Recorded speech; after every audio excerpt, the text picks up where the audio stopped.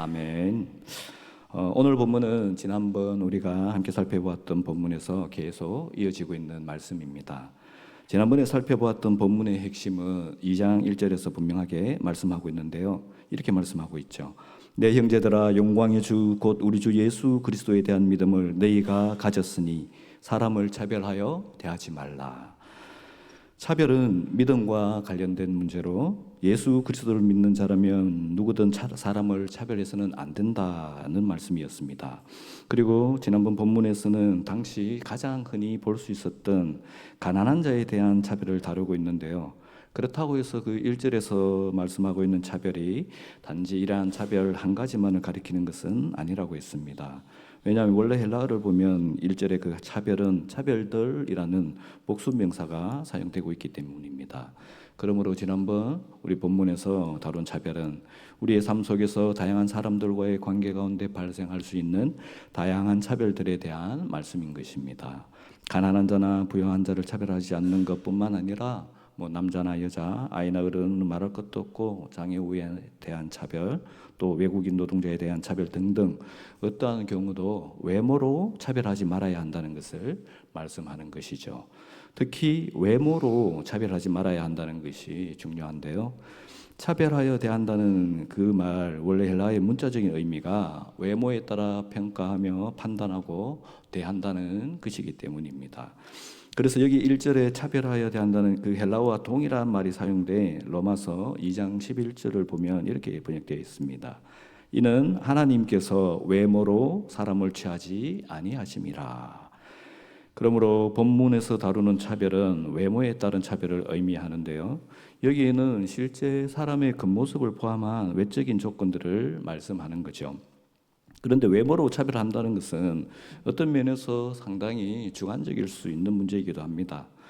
실제 외모에 따라 호감을 가지고 호의를 베푸는 것이 자연적인 것일 수도 있고, 또 어떤 외적인 조건들이 사람마다 서로 다른 가치와 기준에 따라 다르게 평가되는 것도 당연하기 때문입니다. 그래서 지난 본문에서는 이러한 차별의 문제를 그 법정에서의 공정성에 빗대어 말씀하고 있는데요.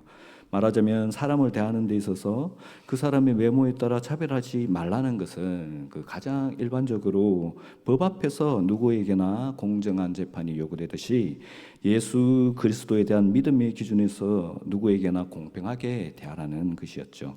그러니까 다른 사람의 외적인 조건에 따라 그 사람을 대하는 것이 아니라 믿음의 기준으로 공평하게 대하라는 말씀입니다.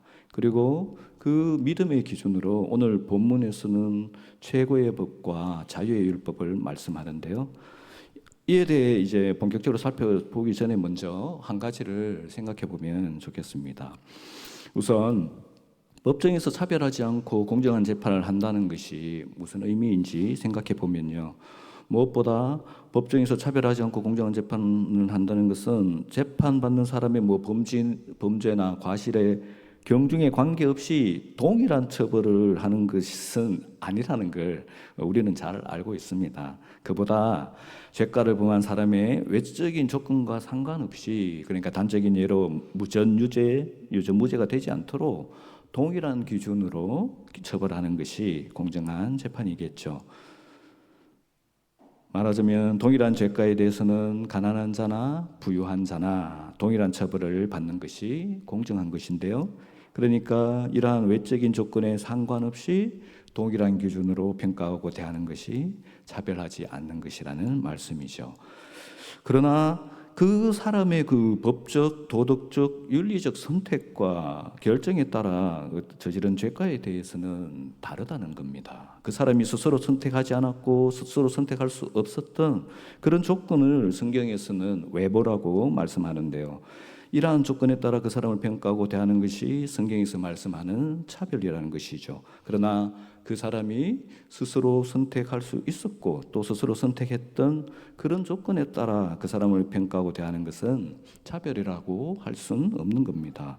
왜냐하면 우리 주님께서도 주님을 믿고 순종하기로 선택한 사람과 그렇지 않기로 선택한 사람을 다르게 대하시는 것이 분명하기 때문입니다.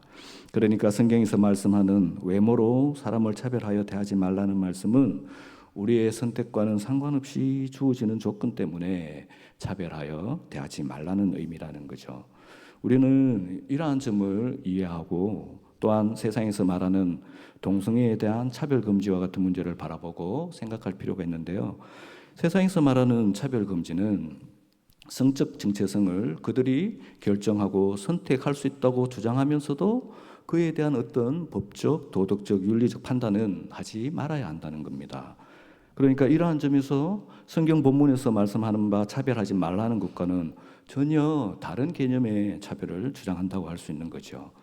성경에서 성적 정체성은 천부적이고 자연적이기 때문에 인간이 스스로 선택하지도 않았고 또 스스로 선택할 수도 없는 조건이라고 말씀합니다.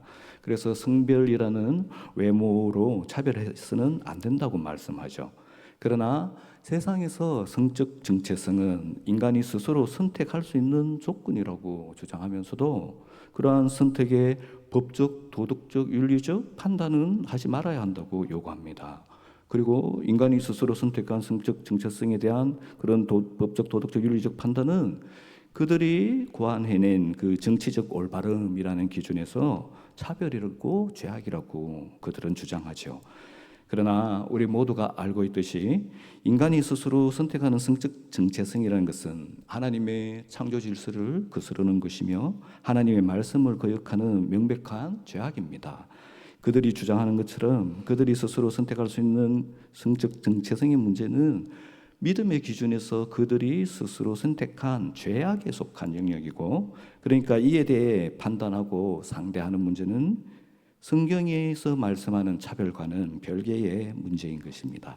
그러므로 우리는 그들이 주장하는 그 차별이란 말에 현혹되지 말고 성경 본문이 말씀하는 차별이 무엇인지 귀 기울여 듣고 그래서 진실로 차별이 없는 공동체를 우리는 이루어갈 수 있기를, 우리 교회 가운데뿐만 아니라 우리가 살아가는 이 사회 가운데, 우리 나라 가운데 이루어갈 수 있기를 축원합니다.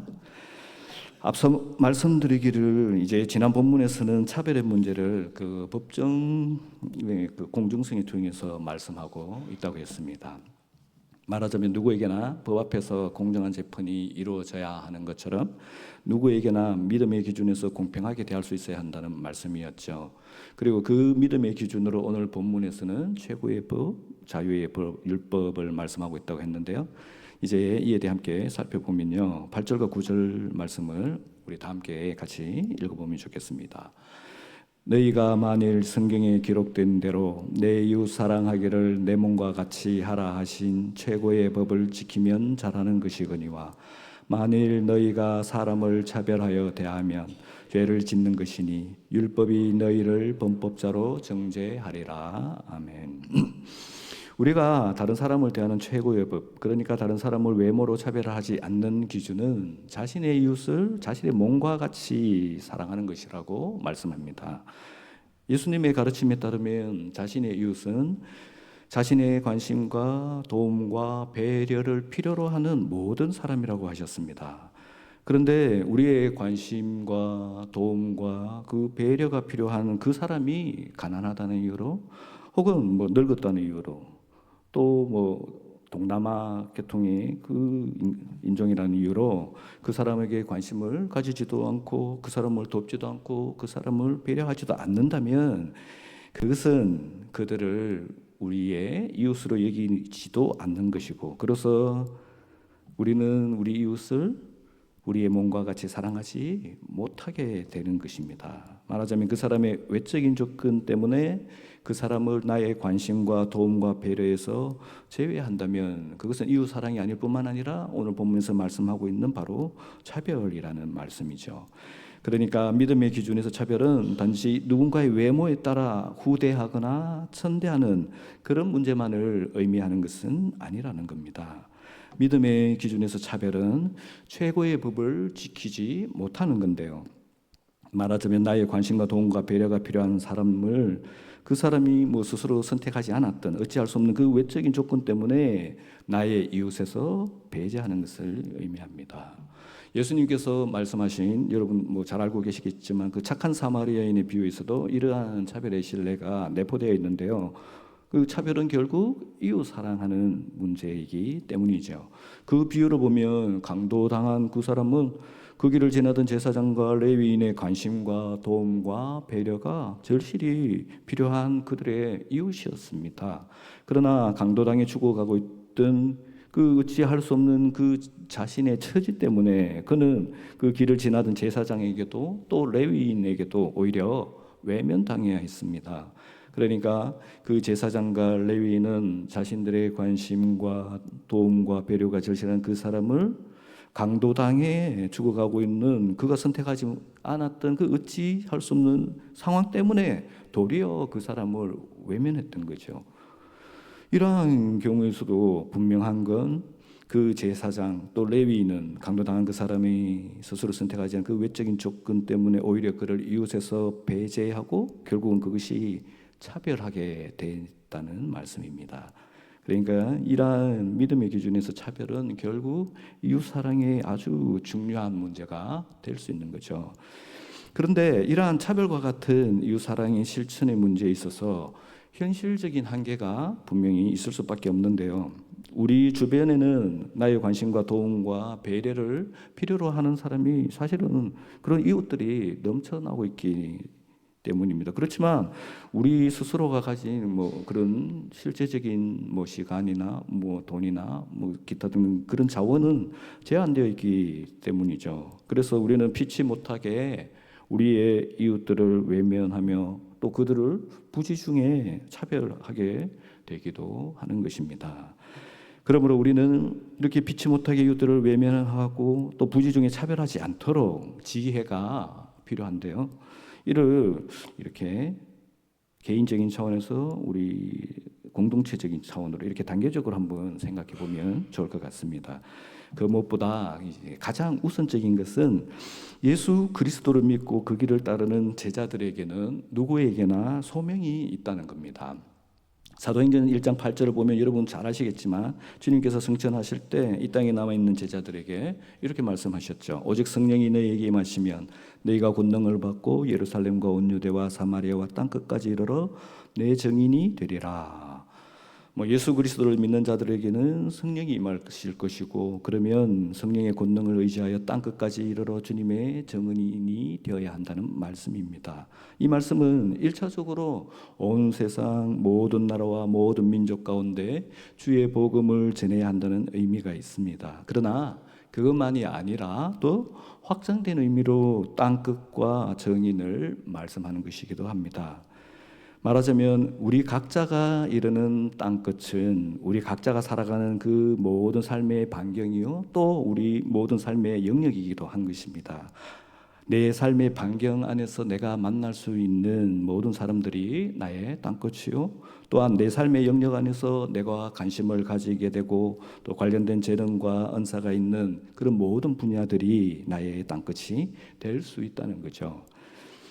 또 우리가 주님의 증인이 된다는 것은 단순히 복음을 전하는 것만이 아니라 복음의 삶을 증거하고 증언하는 것이기도 한 것입니다. 그리고 이렇게 복음의 삶을 증거하고 증언하는 것은 다름 아닌 이웃 사랑의 실천입니다. 그러니까 우리 모두에게는 각자의 소명이 있는 것인데요. 그 각각의 소명은 자기 삶의 그 반경과 영역에서 이웃 사랑을 실천하는 것이죠. 말하자면 의사 출신의 어떤 선교사를 전 세계의 모든 나라와 모든 민족에게 가서 의료와 구제와 사회복지와 교육 등등의 모든 사업을 통해서 복음을 전파하도록 파송하지는 않는다는 겁니다. 그 중에서 그 선교사에게 특정된 나라나 민족에게 가서 그에게 주어진 재능과 은사로 그들을 섬기며 복음을 전하는 것이 그의 소명이라는 거죠. 그러니까 마찬가지로 우리도 온 세상의 모든 삶의 반경과 영역에서 이웃 사랑을 실천할 수 있는 건 아니라는 겁니다. 우리에게도 각자 자신만의 분명한 삶의 반경과 영역이 있고 그러므로 각자에게 주어진 그곳에서 이웃 사랑을 실천하는 것이 개개인의 소명이란 말씀이죠. 예를 들어 나의 삶의 그 반경 안에는 교회 공동체가 있고 또 나의 삶의 영역으로서 관심이 교회의 청소년들과 그들의 학업이라고 생각해 봅시다. 그리고 나에게 영어에 대한 재능과 가르치는 은사도 있다면 내게 주어진 소명으로 이웃 사랑을 실천할 수 있는 것은 바로 그 교회의 청소년들, 특히 경제적 형편으로 학원에 다니기 힘든 그런 아이들에게 영어를 가르치는 것이 지금 내게 주어진 이웃 사랑을 실천하는 소명이 되는 것이겠죠.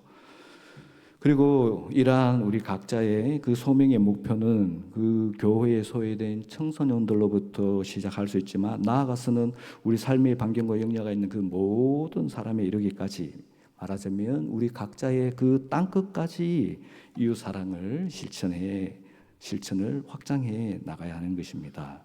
그래서 우리는 그 서로의 땅끝이, 내가 이렇게 소명 가운데 이웃 사랑을 실천하는 그 영역과 다른 지체들이 하는 그 영역들이, 그 서로의 땅끝이 서로 겹쳐서 비는 곳이 없도록, 그러니까 피치 못하게 이웃들을 외면하며 부지중에 차별하는 경우가 생기지 않도록 우리는 서로의 소명에 대해서 또한 협력할 수 있어야 합니다.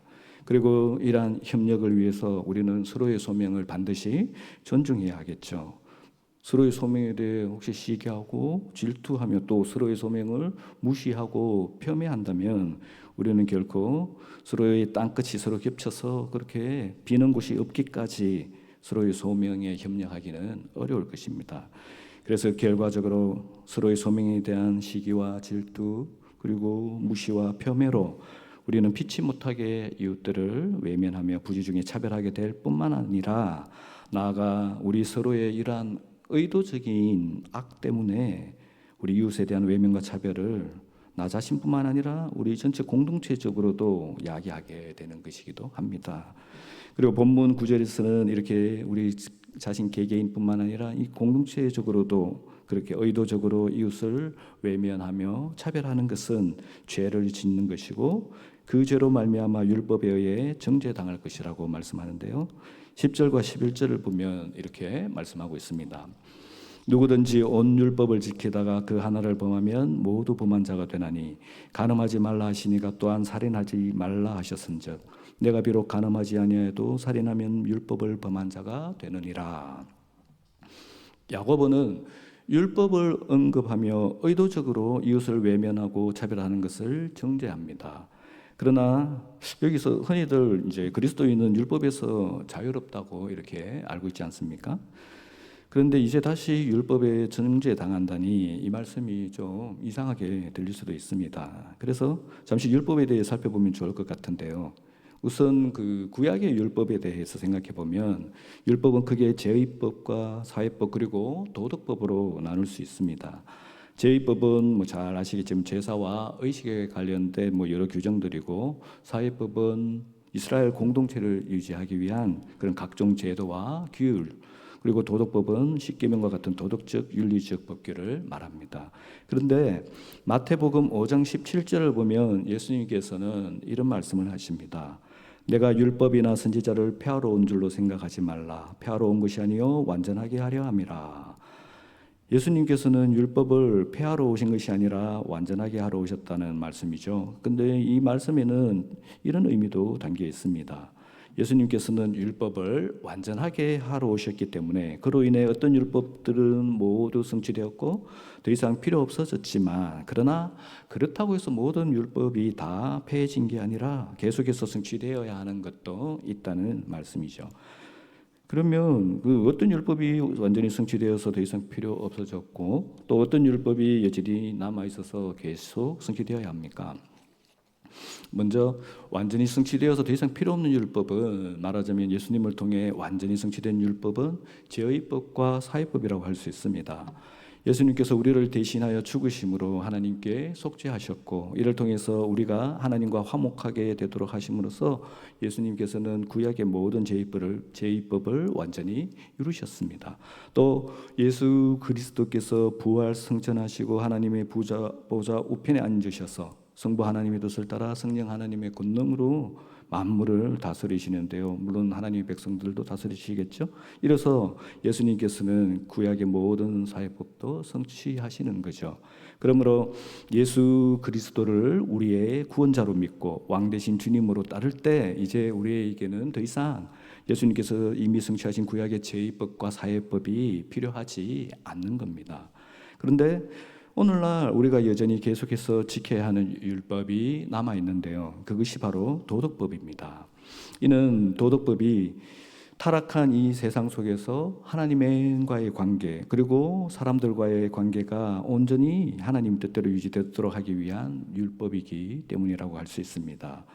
우리가 하나님의 백성이 되면 당연히 하나님의 관계가 세상과의 관계와는 구별되어야 하고, 또 기존의 사람들과의 관계도 이제 이전과는 달라지게 변화가 될 수밖에 없는 거죠. 근데 이렇게 새로워진 관계를 규정하고 정립하는 체계를 따르지 않으면 죄된 세상 가운데서 그렇게 새롭게 시작되는 관계가 유지될 수가 없는 거죠. 그래서 이러한 관계를 천명하고 규정하는 율법, 즉 도덕법을 지켜야 하나님과 또 사람들과 새로운 관계가 시작되고 유지될 수 있는 겁니다. 그리고 이제 우리가 성취해 가야 할 이러한 도덕법에 대해 주님께서는 한마디로 요약해서 가르치셨죠. 그 마태복음 22장 37절에서 40절까지 말씀입니다. 예수께서 이르시되 내 마음을 다하고 목숨을 다하고 뜻을 다하여 주 너의 하나님을 사랑하라 하셨으니 이것이 크고 첫째 되는 계명이요 둘째도 그와 같으니 내 이웃을 내 자신과 같이 사랑하라 하셨으니 이 두 계명이 온 율법과 선지자의 강령이니라. 그래서 오늘 이 본문 8절에서도 내 이웃 사랑하기를 내 몸과 같이 하라 하신 최고의 법을 말씀하는데요. 이것이 바로 우리가 다른 사람을 대하는 최고의 법이자 다른 사람을 외모로 차별하지 않는 기준이 되는 말씀이 되는 겁니다. 또 예수님의 가르침에 따르면 자신의 이웃은 앞에서도 언급했듯이 자신의 관심과 도움과 배려를 필요로 하는 모든 사람이라고 하셨습니다. 그러므로 우리가 다른 사람을 대하는 최고의 법이자 다른 사람을 외모로 차별하지 않는 기준은 우리의 관심과 도움과 배려가 필요한 사람에게 관심을 가지고 도움을 주며 배려하는 것입니다. 그런데 우리의 관심과 도움과 배려가 필요한 그 사람을 앞에서도 나왔던 것처럼 어떤 외적인 조건 때문에 외면한다면 그것이 곧 차별이고, 이러한 차별은 지금 최고의 법을 범하는 것이 되는 거죠. 그래서 본문 9절에서는 만일 너희가 사람을 차별하여 대하면 죄를 짓는 것이니 율법이 너희를 범법자로 정죄하리라고 말씀합니다.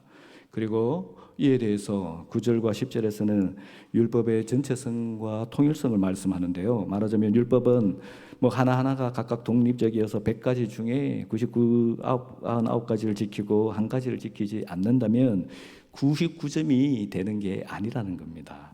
율법은 그 전체가 최고의 법 하나로 주님께서 그렇게 가르쳤던 것처럼 통일되는 것이기 때문에 온 율법을 다 지키다가 어느 하나를 범하면 모두 범한 것, 그러니까 빵점이라고 말씀하고 있습니다. 그 최고의 법은 마치 유리처럼 그 전체가 다 이루어져야 되지, 그 중에 하나가 깨지면 전체가 다 깨어지는 그런 것이죠. 이처럼 이웃 사랑에 있어서도 우리의 관심과 도움과 배려가 필요한 사람들 중에 많은 사람들에게 관심을 가지고 도움을 주며 배려할지라도 그중 어떤 사람을 외면하고 차별한다면 그것은 온전한 이웃 사랑이 될 수 없는 것입니다. 도리어 그것은 이웃 사랑이라는 최고의 법을 깨뜨리는 것이며, 그러므로 모든 율법을 범한 거나 마찬가지라는 말씀입니다. 야고보는 우리에게 이러한 원리를 가르치며 우리에게 경각심을 일깨우는데요. 그래서 다음 12절과 13절에서 이렇게 말씀합니다. 너희는 자유의 율법대로 심판받을 자처럼 말도 하고 행하기도 하라. 긍휼을 행하지 아니한 자에게는 긍휼 없는 심판이 있으리라. 긍휼은 심판을 이기고 자랑하느니라. 야고보는 우리가 차별할 때 우리는 최고의 법을 깨뜨리는 것이며 그것이 곧 모든 율법을 범한 것이므로 그에 대한 심판을 기억하고 말도 하고 행하기도 하라고 경고합니다. 그런데 여기서 독특하게 자유의 율법대로 심판받을 자라는 표현을 사용하는데요.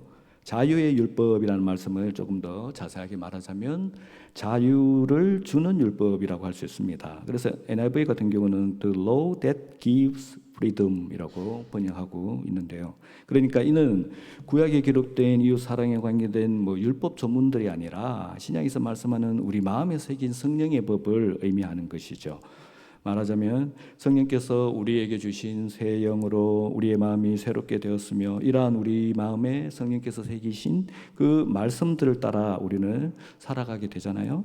그러니까 이것은 우리 마음에서부터 우러나오는 순종이 되기 때문에 억지로 행하는 것이 아니라 자유로 행할 수 있는 순종이 될 수 있다는 겁니다. 그래서 이것은 자유를 주는 율법이자 자유의 율법이 되는 것이죠.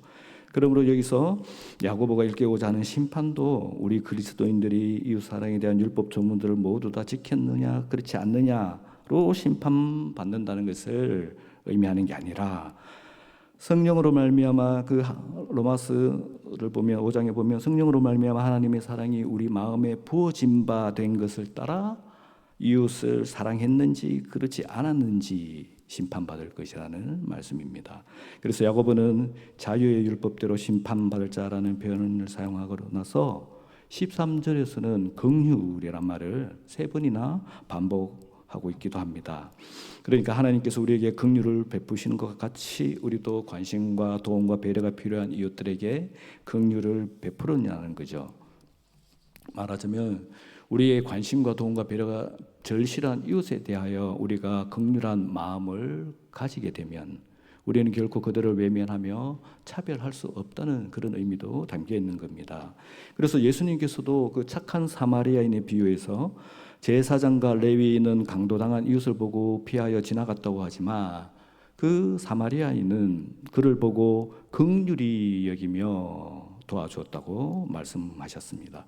그러므로 우리의 관심과 도움과 배려가 절실한 이웃에 대해서 우리에게 긍휼한 마음이 없다면 우리도 어쩌면 그 제사장과 레위인과 마찬가지로 우리의 이웃을 외면하게 되고 이로써 곧 그 사람들을 차별하게 될 수 있는 것입니다.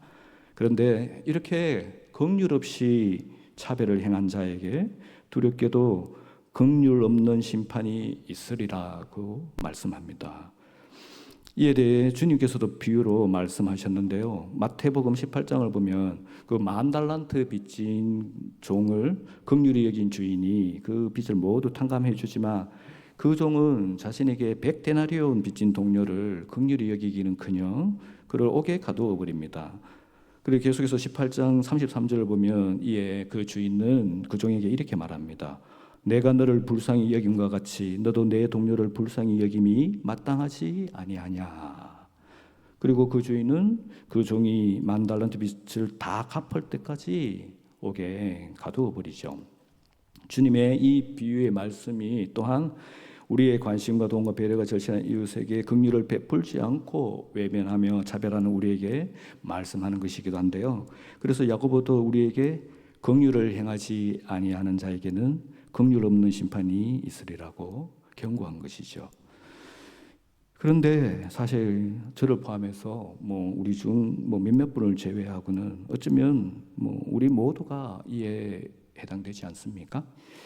우리도 때때로 우리의 관심과 도움과 배려가 절실한 사람을 이런저런 이유로 외면하면서 그렇게 차별한 적이 있지 않습니까? 그래서 우리 또한 최고의 법을 깨뜨려 왔지 않습니까? 그렇게 우리도 긍휼을 행하지 않은 적이 많아서 우리에게도 긍휼 없는 심판이 있게 되는 건 아닙니까? 그러나 놀랍게도 야고보는 긍휼은 심판을 이기고 자랑하느니라고 선포합니다. 우리 대다수는 아니 우리 모두는 긍휼 없는 심판을 받아야 마땅하지만 그럼에도 불구하고 하나님의 긍휼은 우리에게 내려질 심판을 이기고 그 은혜의 영광을 나타낸다고 말씀합니다. 독생승자 예수 그리스도를 십자가에 내어주시며 우리의 심판의 형벌을 그에게 담당케 하심으로써 우리를 향한 사랑의 긍휼이 우리에 대한 공의의 심판을 이긴 것입니다. 그렇게 우리를 향한 이 사랑의 긍휼이 우리 마음에 또한 부은 바 되었습니다. 그러므로 우리는 이 사랑의 긍휼에 힘입어 우리의 관심과 도움과 배려가 절실한 이웃을 결코 외면하지 않고 차별하지 않고 관심을 가지고 도우며 배려할 능력을 얻는 것입니다. 이렇게 우리 마음에 있는 그 긍휼이 우리 이웃에 대한 차별을 이기는 것입니다. 기도하겠습니다. 아발렐루야. 아버지 하나님, 참으로 오늘 이 말씀 앞에 우리의 모습을 다시 되돌아봅니다. 우리 주님의 그 긍휼의 은혜가 얼마나 놀라운 것인지 다시 한번 생각해 봅니다. 주님께서 우리에게 향한 긍휼로서 심판을 받다 마땅한 저희들을 오히려 용서받고 오히려 축복 가운데 살게 해주셨사오니 아버지 하나님, 그 놀라운 은혜로 말미암아 그 주님의 긍휼이 저희 마음에 넘치도록 더욱 충만하도록 부어 주시옵소서. 그렇게 우리의 마음에 있는 이 긍휼로 우리 이웃에 대한 차별을 이기며 우리 이웃에 대한 사랑을 온전히 실천할 수 있는 우리 수산의 성도들이 될 수 있도록 주여 저희를 긍휼히 여기시며 불쌍히 여기시며 이 말씀을 통하여 주의 성령께서 강력하게 임하여 역사하여 주시옵소서. 감사드리며 예수님 이름으로 기도드립니다.